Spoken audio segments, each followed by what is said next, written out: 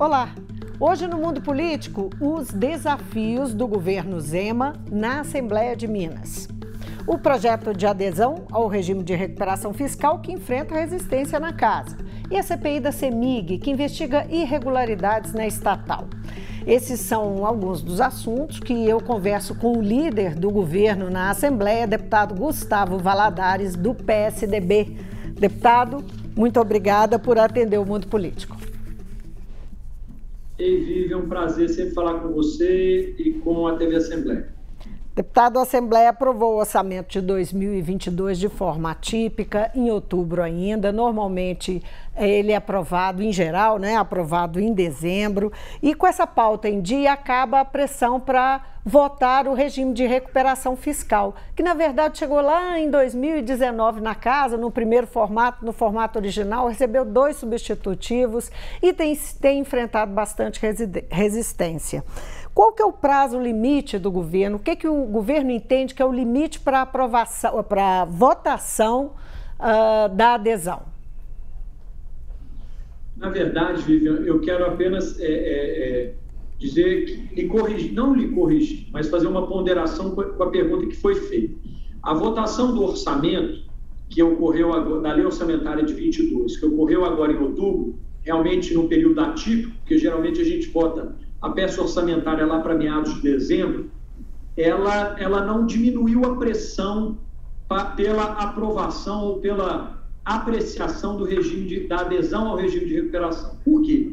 Porque a grande pressão ela está sendo feita pelos ministros do Supremo Tribunal Federal, que são aqueles que concedem liminares ao Estado de Minas Gerais para que a gente deixe de pagar por mês algo em torno de 500 milhões de reais da dívida que temos com a União, que é uma dívida que passa de 130 bilhões de reais. Então, a pressão que existe, e ela não diminuiu com a votação da lei orçamentária do ano de 22, ela vem de lá. É o risco que temos destes ministros do Supremo Tribunal Federal, e são vários os que têm liminares de Minas em suas mãos, resolverem não mais conceder a liminar ou revogá-las, e Minas, de um dia para o outro, ter que começar a pagar por mês 500 bilhões de reais, e ainda o que deve atrasado, desde quando paramos de pagar, por conta dessas liminares concedidas, algo em torno de 7, 8 bilhões de reais já acumulado. Então, esta é a grande pressão. Então, a pressão continua. O risco de Minas voltar a caminhar para o buraco da insolvência, quase que da falência, ele está muito perto. Esta é a razão e a preocupação maior do governo do Estado em tentar convencer a maioria dos deputados da Assembleia em votar o regime de recuperação, a adesão ao regime de recuperação fiscal. Se a adesão for aceita, o ministro Barroso falou em 6 meses, não é? Já se passaram aí, passou-se o quê? Um mês? Tem um mês, eu perdi talvez um pouco a conta. Um mês e meio, né? Então, assim, desse ponto de vista, tem aí uma margem de uns 4 meses e tal. Então, nós podemos pensar que se levando isso em consideração, o projeto pode ir à votação no início do ano. O prazo pode ser, segundo o despacho do ministro Barroso, até meados do mês de março, final do mês de março. O problema é que o ministro Barroso, Vivi, ele é relator apenas de uma das inúmeras liminares que Minas Gerais tem no Supremo Tribunal Federal, que estão nos dando a condição de não pagarmos a dívida com a União. A ministra Rosa Weber já seguiu o ministro Barroso e também pressionou o Estado a aderir ao regime. Agora, e se outro ministro quiser fazê-lo para der um prazo menor de 15, 20, 30, 60 dias? Se o projeto já está na casa desde 2019, agora com regime de urgência, muito próximo de trancarmos a pauta da Assembleia, que irá ocorrer no dia 22 de novembro próximo, por que não apreciarmos agora, ainda antes do final do ano, ou desse ano legislativo? Né? Eu não vejo razão do porquê atrasarmos essa apreciação. Agora, eu vou elencar aqui alguns argumentos contrários ao regime de recuperação fiscal que tem sido discutido ao longo desse período todo, não é? Desde 2019. até para que o senhor tenha a oportunidade de dizer por que o governo investe nesse caminho, não é? E se concorda com esses argumentos. O primeiro que é dito é que o Rio de Janeiro foi o único estado que aderiu e acabou rompendo o acordo. Que o estado perde autonomia, que é imposto um teto de gastos estadual, que há uma proibição de concursos que pode gerar precarização dos serviços do estado.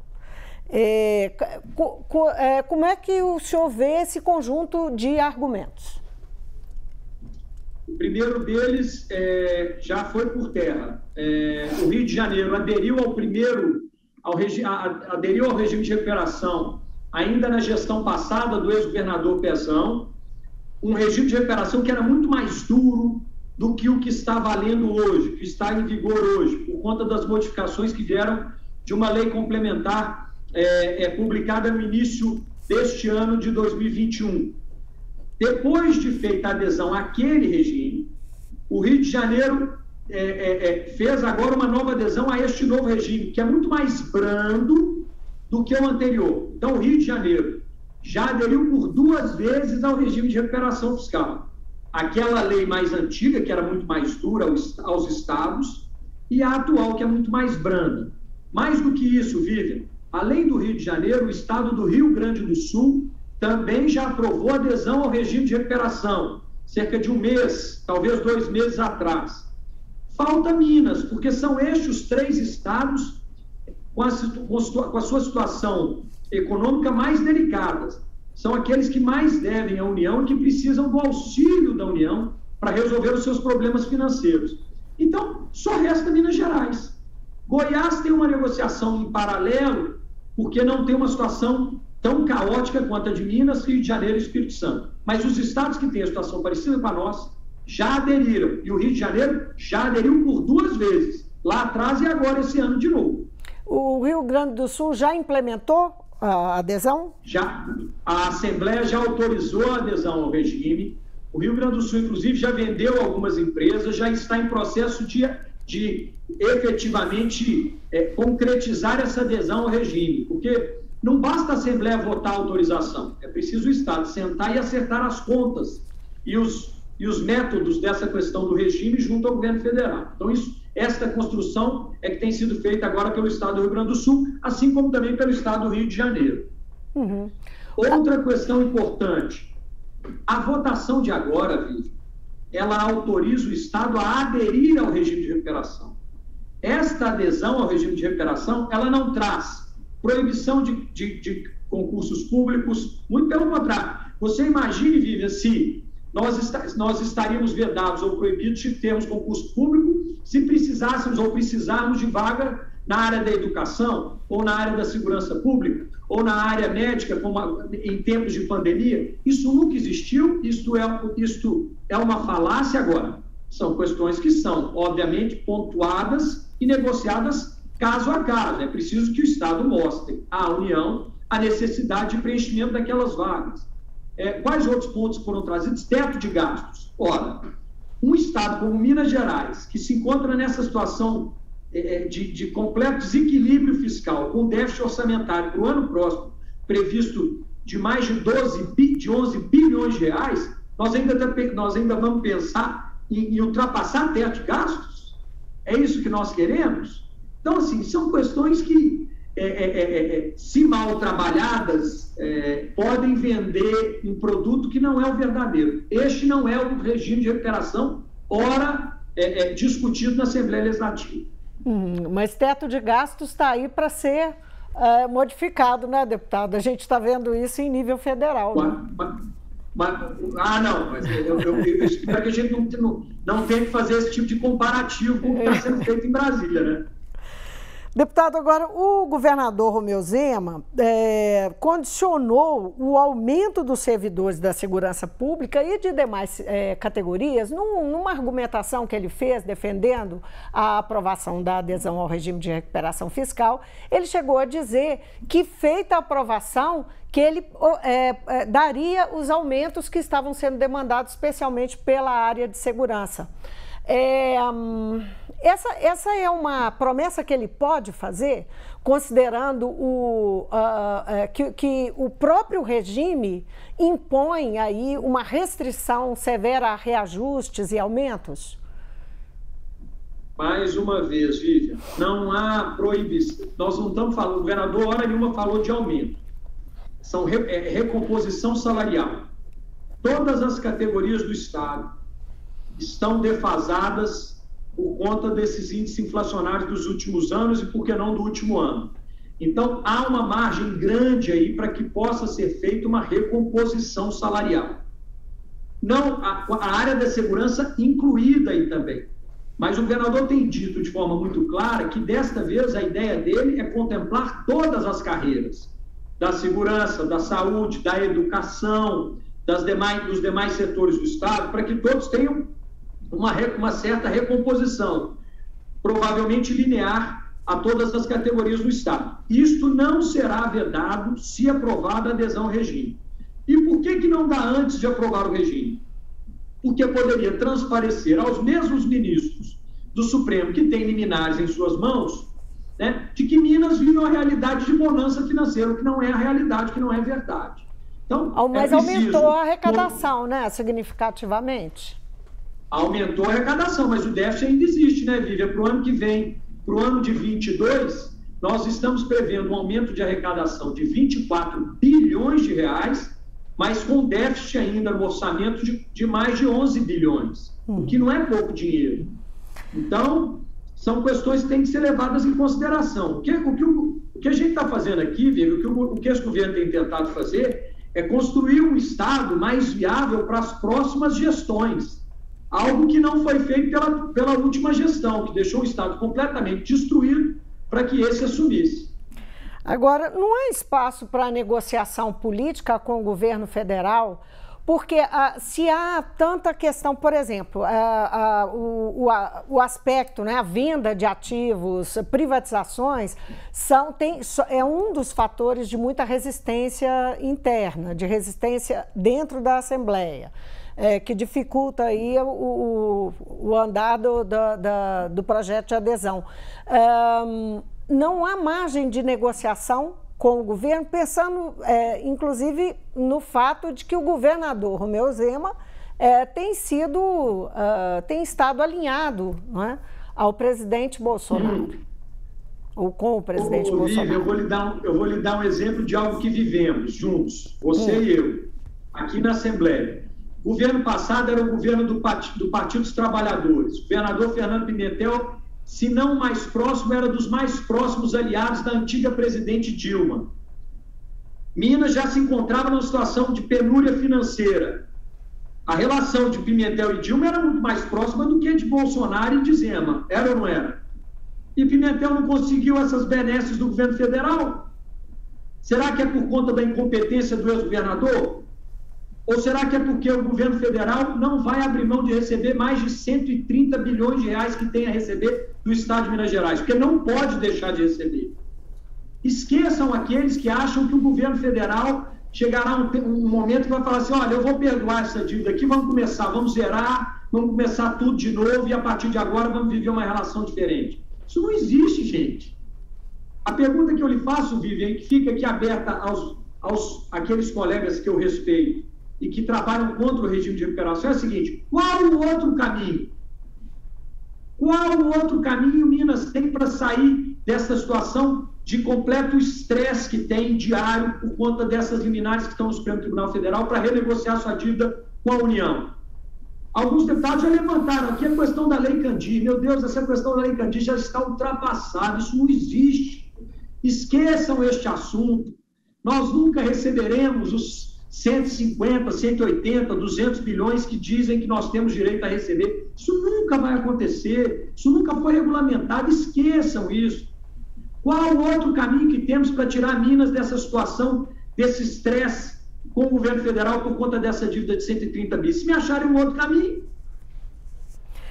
Deputado, a CPI da CEMIG ganhou sobrevida, né? Vai se estender até fevereiro, salvo engano, fevereiro de 2022. Há uma percepção de integrantes da comissão palavras que foram ditas por eles mesmos, que houve um vale-tudo para práticas irregulares dentro da empresa com o objetivo de privatizá-la. O que o senhor acha dessa conclusão? Foi, inclusive, atribuída ao governador uma licenciosidade em relação à CEMIG, a essas práticas da CEMIG. Engraçado. Vamos lá. Primeiro que este governo nunca escondeu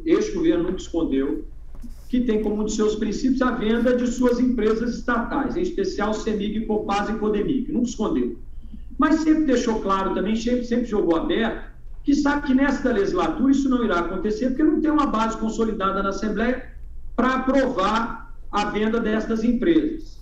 Então, nunca trabalhou pensando nisso. O governo trabalha para fazer da gestão da CEMIG uma gestão mais ágil e mais competitiva e que traga maiores benefícios à população mineira do que as antigas. O aparelhamento visto no governo petista lá na CEMIG não existe mais hoje na CEMIG, na empresa. A diretoria atual foi toda ela trazida do mercado de energia, são pessoas que conhecem e respeitadas neste mercado, diferente da gestão passada, que era uma diretoria composta de pessoas completamente distantes do mundo elétrico brasileiro ou mundial. A atual gestão da CEMIG tem trazido resultados que estão comprovadamente claros para quem quiser ver, números e resultados espetaculares. O que nós precisamos é de tempo para poder fazer a CEMIG voltar a ser a empresa que era orgulho dos mineiros. Esta gestão tem feito isso. Agora, eu estou muito ansioso para ver o relatório final dessa CPI. Eu estou querendo entender aonde estão estas irregularidades apontadas por alguns e se elas têm sustentação. Porque até agora eu tenho acompanhado todas as reuniões e nada do que tem sido, das acusações que têm sido feitas tem sido comprovado, ao meu ver. Deputado, o senhor está querendo dizer que o governador desistiu de privatizar a CEMIG de vez? Não. Eu disse que o governador tem consciência de que nesta legislatura isto não irá ocorrer. Aqui mesmo, no mundo político, na TV Assembleia, eu já disse isso reiteradas vezes. Um governo que não tem base consolidada na Assembleia, ele tem que escolher prioridades. E a prioridade no momento não é a privatização da CEMIG por uma simples razão. Porque nós teríamos que propor uma emenda à Constituição, tirando para tentar, que seria o caminho mais fácil, para tentar, por exemplo, tirar a consulta popular que deveria ser feita e deixar apenas com que a Assembleia faça a autorização ou não para a venda. Para isso eu preciso de 50 votos de 77 deputados. Eu lhe falo de forma muito franca e aberta, e sempre disse isso aqui, o governo não tem esses votos hoje. Se o governo tivesse, provavelmente ele já teria proposto a venda. Agora, não adianta, eu vou ficar dando burro em ponta de faca para propor aquilo que eu não vou conseguir aprovar. Faz sentido. Mas ele não desistiu, não.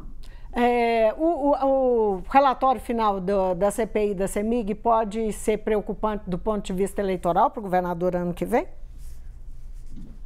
Pelo que eu tenho visto das reuniões, pelo que eu tenho acompanhado, e olha que eu tenho acompanhado, em absoluto. O governador está muito tranquilo, eu tenho conversado com ele e com muitos dos seus secretários mais próximos sobre essa questão da CEMIG semanalmente, estão tranquilos e, mais do que isso, confiam, como eu confio, na atual gestão da empresa. Deputado, vamos falar um pouquinho do PSDB, do seu partido? Vamos começar pelo governador, não é? O PSDB está fechado com o governador para 2022, o PSDB mineiro? O governador hoje tem um vice-governador, o vice-governador de estado, né, Vivi? O vice-governador Paulo Brandt se filiou há alguns meses ao PSDB. A nossa relação com o governo Zema sempre foi uma relação muito próxima desde o início e de total harmonia desde o início do seu mandato e da nossa legislatura aqui na casa. Existe, sim, um caminho natural para que estejamos juntos ano que vem. Agora, a questão nacional, Vivi, essas amarras da eleição nacional, elas trarão reflexos aos estados, e em Minas também. Então, nós temos que aguardar um pouquinho. Mas vejo com naturalidade essa conversa com o governo Zema, com o governador Zema, em prol da sua reeleição. O PSDB mineiro fechou em setembro agora com a candidatura à presidência de Eduardo Leite, que é o governador do Rio Grande do Sul. A disputa das prévias segue entre ele e o governador de São Paulo, João Dória, não é? Qual é a sua impressão sobre essa disputa? Ela está cheia de, vamos dizer, de troca de acusações, e especialmente contra o Diretório Paulista.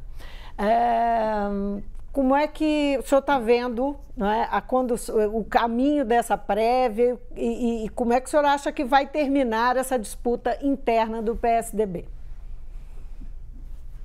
Olha, espero que termine bem. O que nós estamos fazendo é algo inédito no país, na vida partidária brasileira. O PSDB está inaugurando um novo tempo, um tempo de consulta às suas bases para a escolha do seu candidato a presidente da República, a presidência da República. Nós, de Minas, fechamos questão com o governador do Rio Grande do Sul, Eduardo Leite, que acreditamos que ele traz um certo frescor a este momento turbulento da política nacional.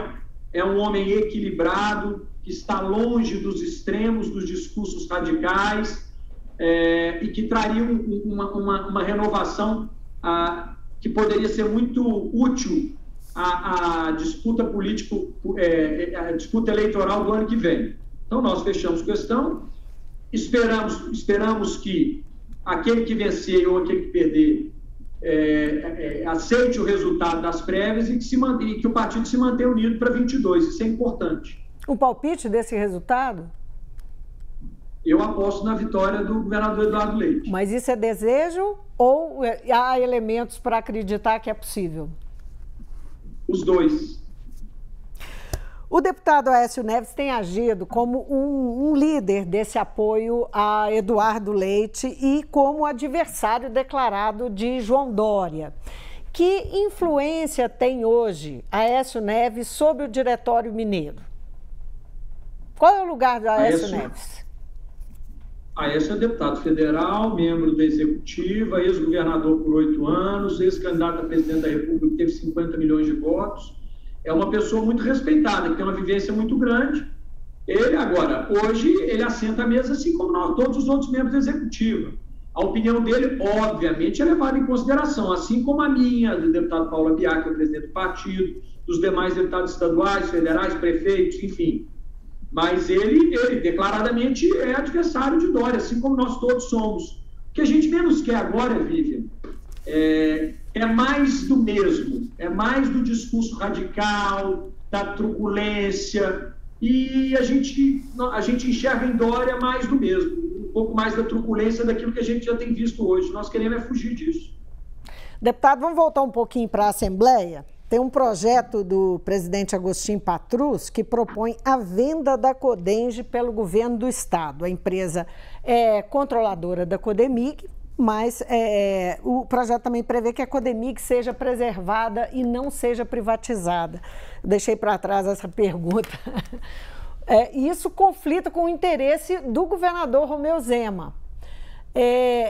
O governador pretende preservar a Codemig? Isso não seria... Não? Não, o governador ele está disposto a preservar? Da empresa como um todo. O governador quer a venda da empresa como um todo, Vivi. É a mesma coisa que eu lhe oferecer, é a mesma coisa que eu lhe oferecer um hangar. Estou lhe vendendo, Vivi, um hangar com muitos aviões. Alguns voando bem. E outros tantos prontos para levantar voo e cair com 10 metros. Eu vou separar só esses que caem e vou lhe propor. Você vai querer comprar? Mas é um projeto que pode passar na casa? Pode andar em paralelo com o projeto de privatização da Codemig, por que não? Vendemos tudo. O Estado está querendo vender tudo. Deputado, eu sempre tenho um grande prazer, o programa tem um grande prazer de ter o senhor aqui. Muito obrigada. Eu que agradeço a vocês todos. Um grande abraço a todos aí. Eu conversei com o líder do governo na Assembleia, deputado Gustavo Valadares, do PSDB. O nosso assunto central, o projeto de adesão ao regime de recuperação fiscal, que há 2 anos enfrenta resistência na Assembleia. Eu me despeço aqui, obrigada pela companhia e até o próximo programa.